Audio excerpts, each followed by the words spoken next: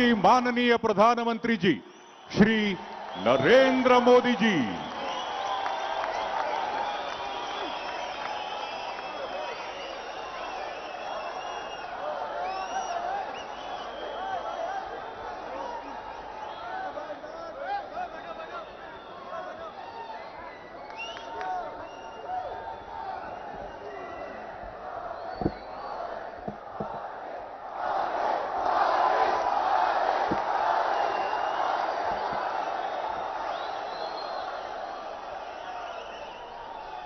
ಕರುನಾಡ ಜನತೆಗೆ ನನ್ನ ಪ್ರೀತಿಯ ನಮಸ್ಕಾರಗಳು.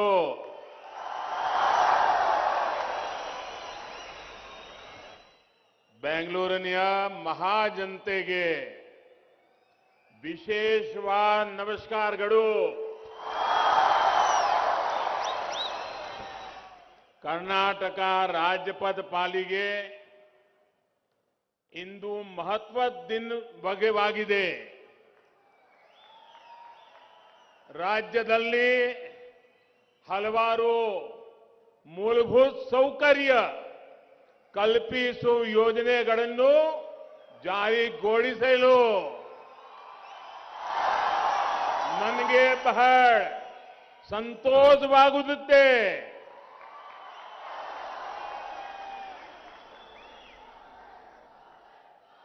कर्नाटक के राज्यपाल श्री थावरचंद जी गहलोत, कर्नाटक के जनप्रिय मुख्यमंत्री श्री बसवराज जी, केंद्रीय मंत्रिपरिषद के मेरे सहयोगी प्रहलाद जोशी जी, कर्नाटका सरकार के मंत्रीगण, सांसद और विधायकगण, बेंगलुरु के मेरे सभी भाइयों और बहनों, नमस्कार. डबल इंजन सरकार ने कर्नाटका के तेज विकास का जो भरोसा आपको दिया है, उस भरोसे के आज हम सभी एक बार फिर साक्षी बन रहे हैं. आज 27,000 करोड़ रुपए से अधिक के प्रोजेक्ट का लोकार्पण और शिलान्यास हो रहा है. ये project higher education, research, skill development, health, connectivity ऐसे कई आयामों के साथ आपकी सेवा के लिए तैयार हो रहे हैं.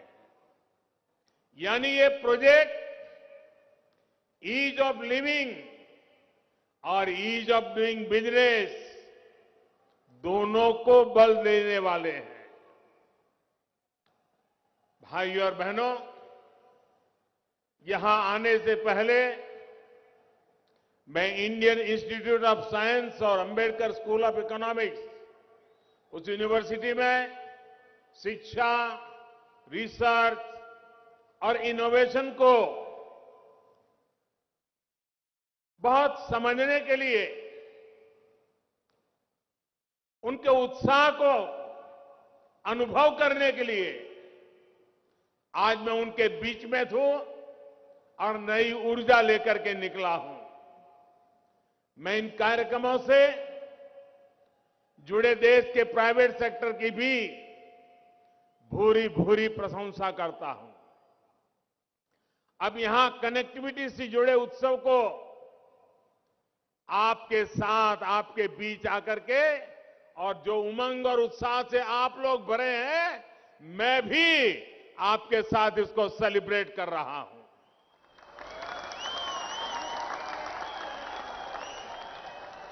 और आप सब जानते हैं, बेंगलुरु का आज का मेरा ये आखिरी कार्यक्रम है और इसके बाद मैसूरू जा रहा हूं. वहां भी कर्नाटका की इसी विकास यात्रा को गति देने का अभियान जारी रहेगा. थोड़ी देर पहले कर्नाटका में 5 नेशनल हाईवे प्रोजेक्ट और 7 रेलवे प्रोजेक्ट का शिलान्यास किया गया है। कोंकण रेलवे के 100% बिजलीकरण के महत्वपूर्ण पड़ाव के भी हम साक्षी बने हैं। ये सभी प्रोजेक्ट कर्नाटका के युवाओं, यहां के मध्यम वर्ग, हमारे किसान भाई बहन, हमारे श्रमिक भाई बहन, हमारे उद्यमियों को नई सुविधा देंगे, नए अवसर देंगे। पूरे कर्नाटका को इन विकास परियोजनाओं के लिए बहुत बहुत बधाई, बहुत बहुत शुभकामनाएं।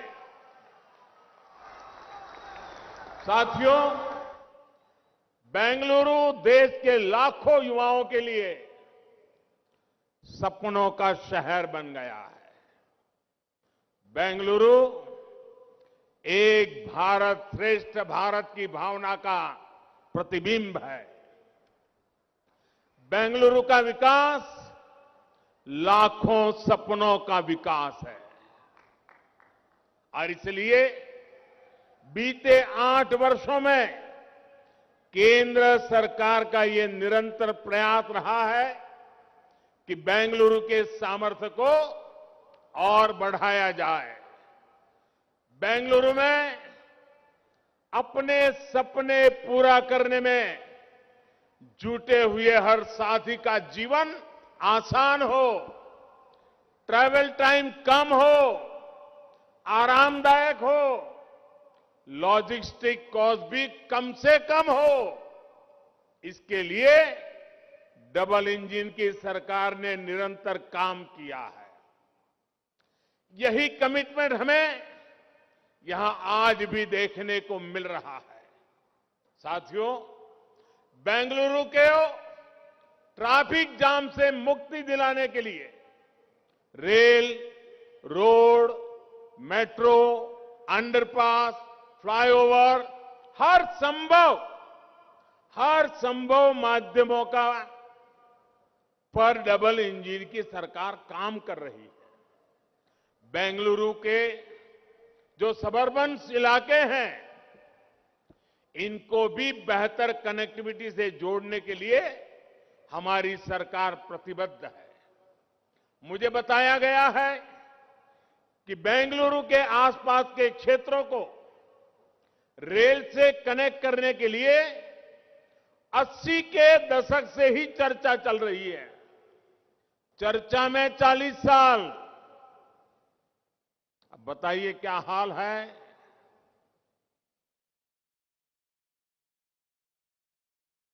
चालीस साल चर्चा में गए हैं। मैं कर्नाटका के भाइयों बहनों को विश्वास दिलाने आया हूं, इन चीजों को साकार करने में मैं 40 महीने मेहनत करके आपके सपनों को पूरा करूंगा।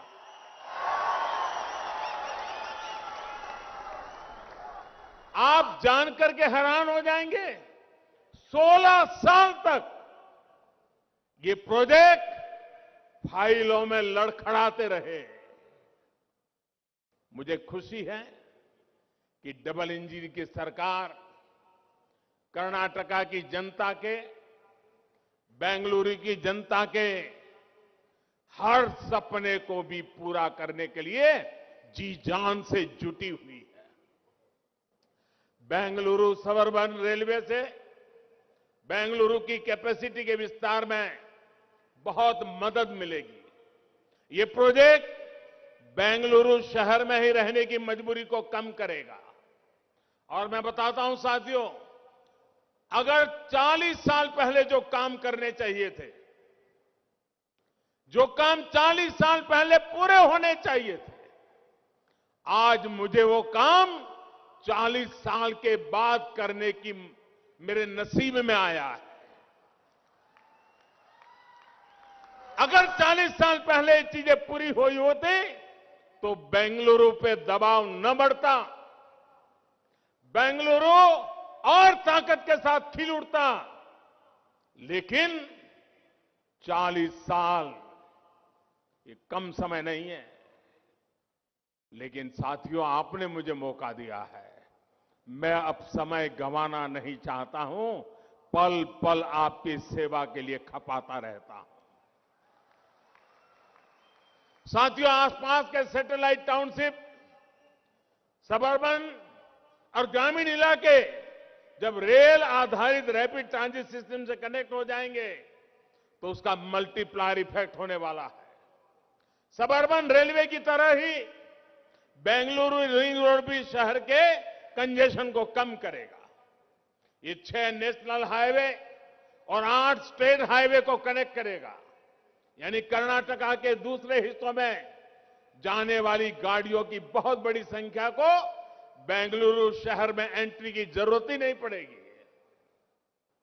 आप भी जानते हैं कि नीलमंगला से तुमकुरू के बीच का जो ये नेशनल हाईवे है, इसके इर्द गिर्द ज्यादातर इंडस्ट्रीज है। ट्रैफिक का एक बहुत बड़ा फ्लो इस रास्ते से पर जाता है। इस हाईवे की 6 लेनिंग और तुमकुरू बाईपास से इस पूरे क्षेत्र में ट्रैवल और ट्रांसपोर्ट आसान होगा, इकोनॉमिक एक्टिविटी और बल मिलेगा। धर्मस्थला मंदिर, सूर्य मंदिर और जॉग फॉल्स जैसे आस्था और पर्यटन के अहम केंद्रों की कनेक्टिविटी को बेहतर करने के लिए जो काम हो रहा है, वो भी टूरिज्म के लिए एक नया अवसर बनकर आने वाला है। भाइयों और बहनों, बीते 8 सालों में हमने रेल कनेक्टिविटी के कंप्लीट ट्रांसफॉर्मेशन पर काम किया है। आज रेलवे में सफर का अनुभव 8 साल पहले की तुलना में बिल्कुल अलग है। भारतीय रेल अब तेज भी हो रही है, स्वच्छ भी हो रही है, आधुनिक भी हो रही है, सुरक्षित भी हो रही है और सिटीजन फ्रेंडली भी हो रही है। हमने देश के उन हिस्सों में भी रेल को पहुंचाया है जहां इसके बारे में कभी सोचना भी मुश्किल था। कर्नाटक में भी बीते वर्षों में 1200 किलोमीटर से अधिक रेल लाइन या तो नई बनाई है या फिर चौड़ीकरण हुआ है। भारतीय रेल अब वो सुविधाएं, वो माहौल भी देने का प्रयास कर रही है जो कभी एयरपोर्ट और हवाई यात्रा में ही मिला करती थी। भारत रत्न सर एम विश्वेश्वरैया, उनके नाम पर बेंगलुरु में बना आधुनिक रेलवे स्टेशन भी इसका प्रत्यक्ष प्रमाण है। मुझे बताया गया है कि आज बेंगलुरु में लोग इस स्टेशन पर जाते हैं जैसे किसी टूरिस्ट डेस्टिनेशन पर जाएं, वो अजूबा देख रहे हैं। उनको देश बदलता हुआ उस रेलवे स्टेशन की रचना से दिखाई दे रहा है। और लोग मुझे बता रहे थे, युवा पीढ़ी तो सेल्फी लेने के लिए कतार लगा के खड़ी हो जाती है। ये कर्नाटका का पहला और देश का तीसरा ऐसा आधुनिक रेलवे स्टेशन है। इससे सुविधाएं तो आधुनिक हुई है, बेंगलुरु के लिए ज्यादा ट्रेनों का रास्ता भी खुला है।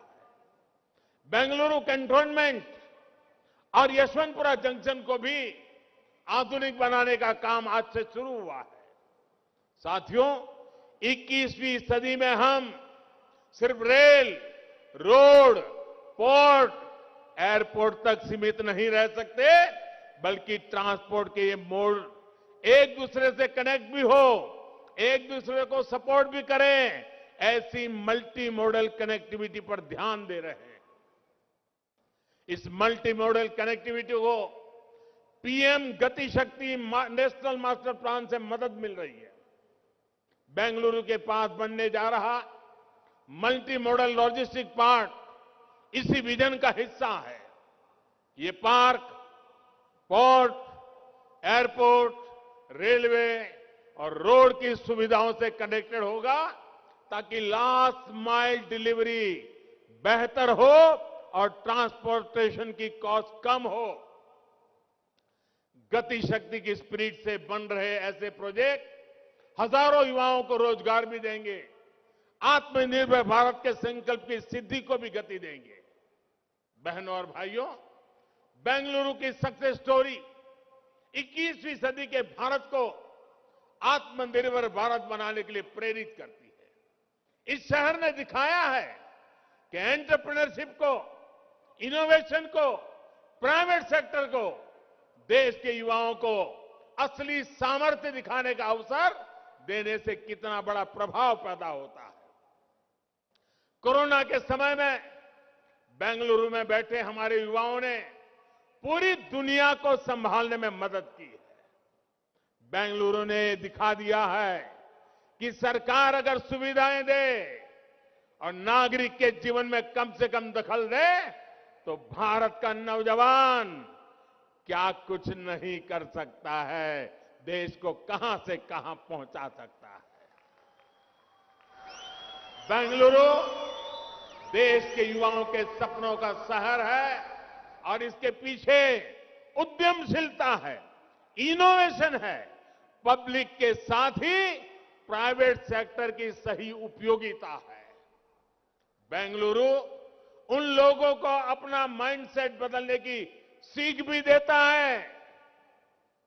बेंगलुरु की ताकत देखिए, ये उन लोगों को अपना माइंडसेट बदलने की भी सीख देता है जो अभी भी भारत के प्राइवेट सेक्टर को, प्राइवेट एंटरप्राइज को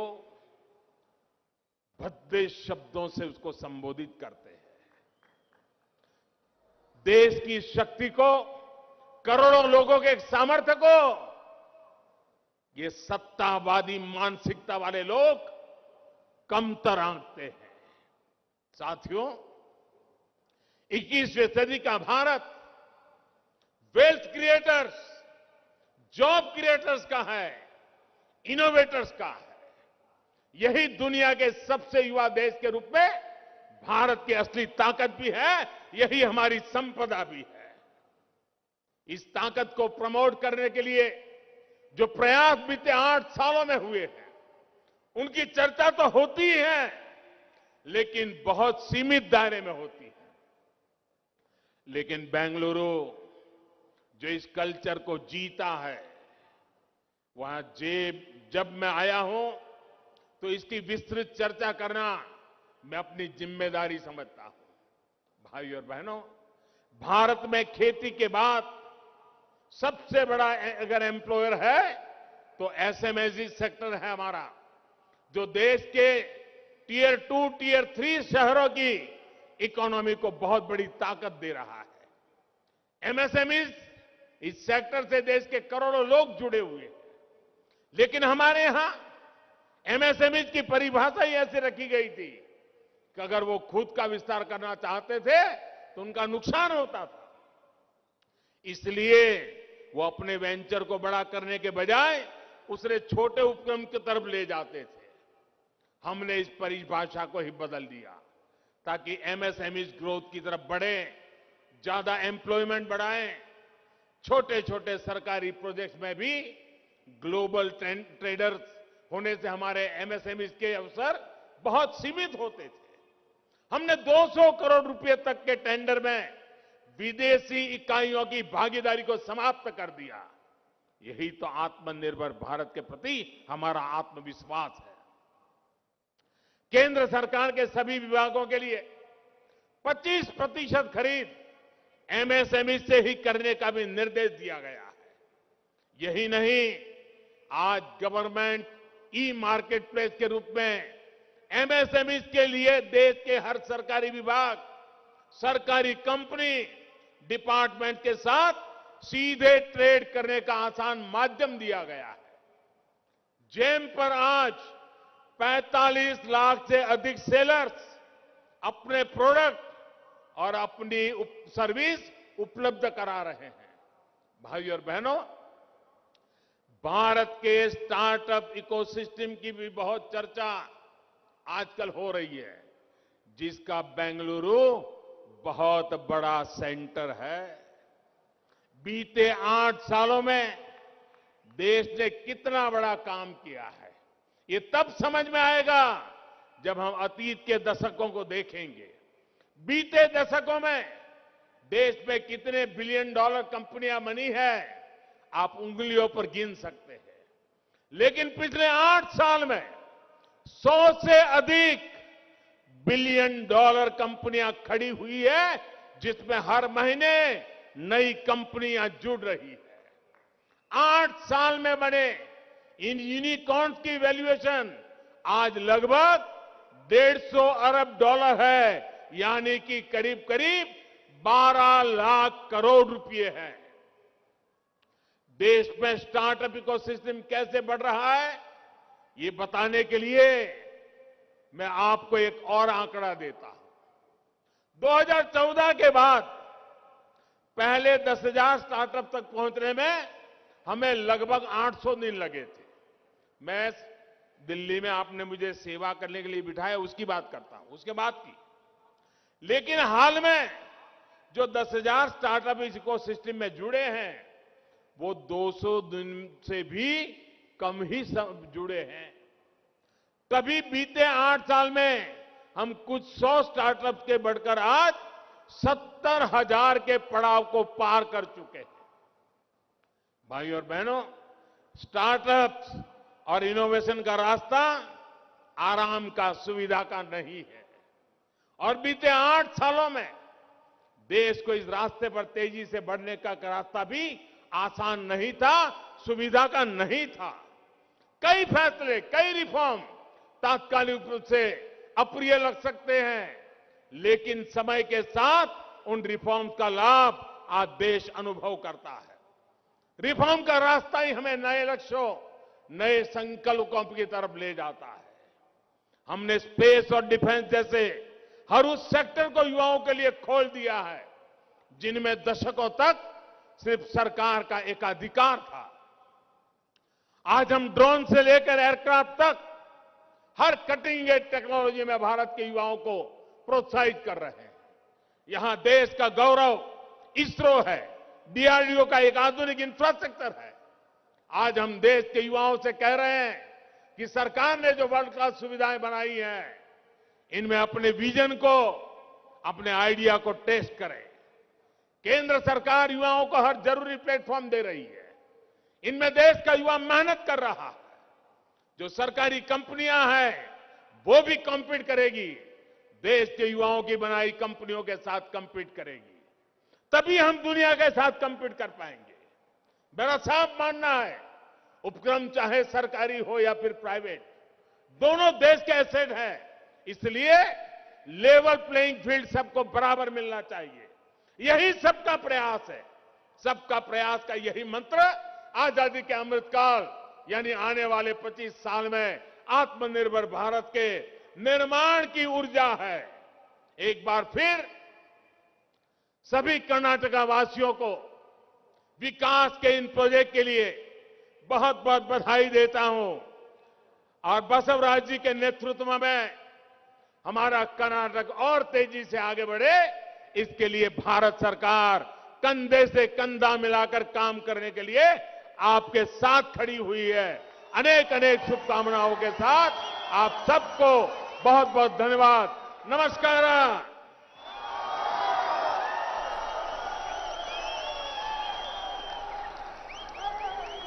For the overall development of Karnataka, the Honorable Prime Minister has assured all of us that he is with us for